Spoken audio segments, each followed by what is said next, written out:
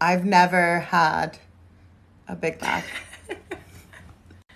But we just ordered $80 worth of McDonald's. Today's the day. Today's the day. I'm about to try my first Big Mac. I'm so excited.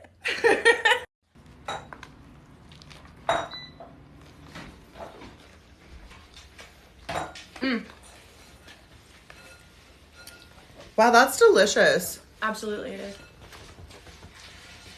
Wow. Fresh out the air fryer. Right? Learning how to be a fat person one day at a time. Okay. Alright guys, so in this episode of Upside Down World, where up is down is up, left is right, and right is left,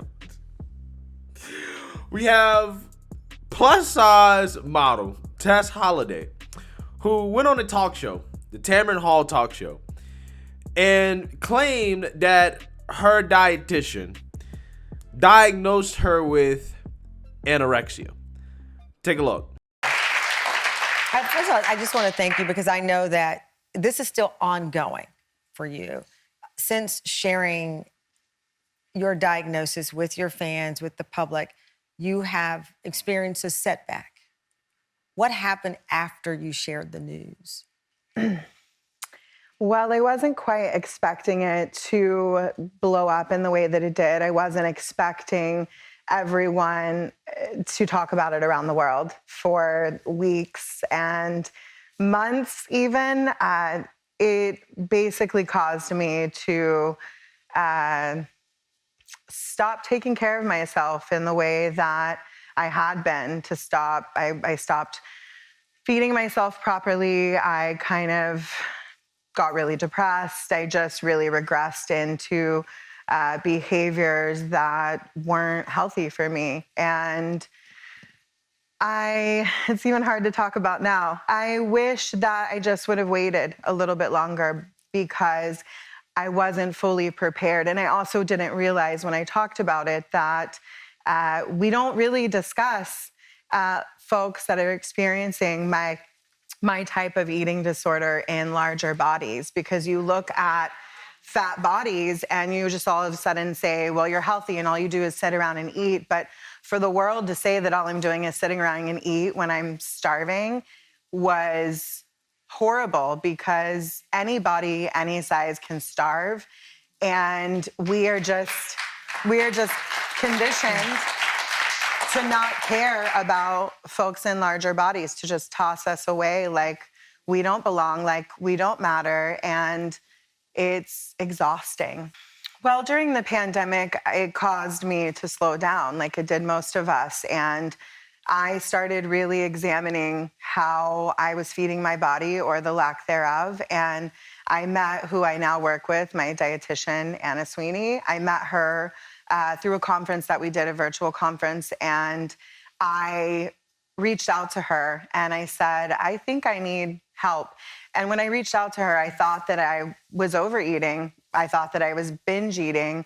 I thought that it was everything but what she said. And about 5 months into our sessions, she said, I can't diagnose you properly, but if I could, I would diagnose you as anorexia nervosa. And I was sitting on my kitchen counter and I remember her saying it and I just laughed. I went, no. Like, Why did you react that way? Because look at me. I was like, I'm fat. Like, when you think of the term anorexia, you associate it with emaciated bodies. I had no idea that it could be me. And then I just was flooded with all kinds of feelings, because I thought, if I would have known that this was a possibility, I could have gotten help sooner.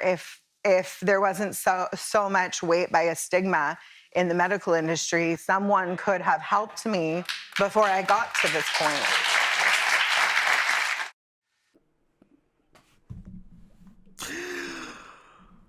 I'm speechless. I have nothing to say. I don't know. I have nothing. I have nothing to say. Because, I mean, with people like that, man, it's just like you can't. There's no way. There's no way. Let me start off by reading the definition of anorexia. Okay, I want you guys to understand the actual definition of anorexia here. Anorexia nervosa, or simply called anorexia, is an eating disorder characterized by an abnormally low body weight. I don't think that is what she's experiencing right now. I'm not gonna lie to you. She looked to be at least 300, 350. Okay, I don't think that's an abnormally low body weight for a woman. I think she would be classified as morbidly obese. Okay, so that's already out of the question, right? That's already out of the question. An intense fear of gaining weight and a distorted perception of weight. Okay, so I don't know if she has an intense fear of gaining weight. I'm assuming that she doesn't, because she's allowed herself to become, NFL offensive lineman size. And maybe she does have a distorted perception of weight. Yeah, I don't really know that either as well. I mean, if she thinks she's anorexic, and anorexia is characterized by abnormally low body weight, but she obviously is not at an abnormally low body weight. In fact, she's actually at an abnormally high level of body weight. Then maybe she does have a distorted perception of weight. People with anorexia place a high value on controlling their weight and shape, using extreme efforts that tend to significantly interfere with their lives. To prevent weight gain or to continue losing weight, people with anorexia usually severely restrict the amount of food they eat. They may control calorie intake by vomiting after eating or by misusing laxatives, diet aids, diuretics, or enemas. They may also try to lose weight by exercising excessively. No matter how much weight is lost, the person continues to fear weight gain. Anorexia isn't really about food. It's an extremely unhealthy and sometimes life-threatening way to cope with emotional problems. When you have anorexia, you quite often equate thinness with self-worth. All right, so just based off this definition alone, and this is from the Mayo Clinic, she should fire her dietitian, right? Fire your dietitian, fire your therapist. The reason why is because they're not actually helping you out, okay? You're seeing your dietitian once a week, and they diagnosed you with anorexia. I don't have a license to be a dietitian, but I don't think I need a license to know that dietitian is out of their mind, right? They should not be practicing what they're practicing, okay? You got to fire that person, because they're not being honest with you. They're not being honest with you, right? They're not keeping it 100. They're lying to you. You don't have anorexia, okay? What you have is the same problem that 99.999% of people that are overweight have. You simply overeat and you don't exercise enough. You take in more calories than you burn on a daily basis. It's really that simple, okay? If you had anorexia, if you truly were not eating enough to where you were actually starving, okay, which starving means that your body is dying from a lack of food. That's what starving actually means. If you actually were starving, then you wouldn't be as big as you are, right? I'm just keeping it 100, okay? Because your body is a long way from dying from a lack of food, okay? It has a whole lot of energy storage that it can tap into before you would die, okay? You got a whole lot. You got long-term energy storage. You good for a drought. You're good for a food shortage. You don't need to pack up for World War III or anything like that. You don't need that. You're going to be good for a few months, okay? I'm just saying. This right here, in my opinion, is just another example of our society feeding into people's delusions, okay? I'm not trying to make fun of this person. I'm not trying to be mean to this person. But you're doing this person a disservice when you lie to people, when you tell them that they have conditions that they don't have as an excuse for why they're living a certain lifestyle. This woman is probably morbidly obese. There's no doubt in my mind. She should be told that, hey, you're eating too much. Let's get you on a diet and exercise plan that's going to allow you to gradually lose weight over time. Because otherwise, if you don't, later on in life, you're most likely going to face, almost certainly going to face health complications from being obese, including heart disease, cancer, diabetes, things like that. All those things are associated with obesity, okay? Obesity is not healthy.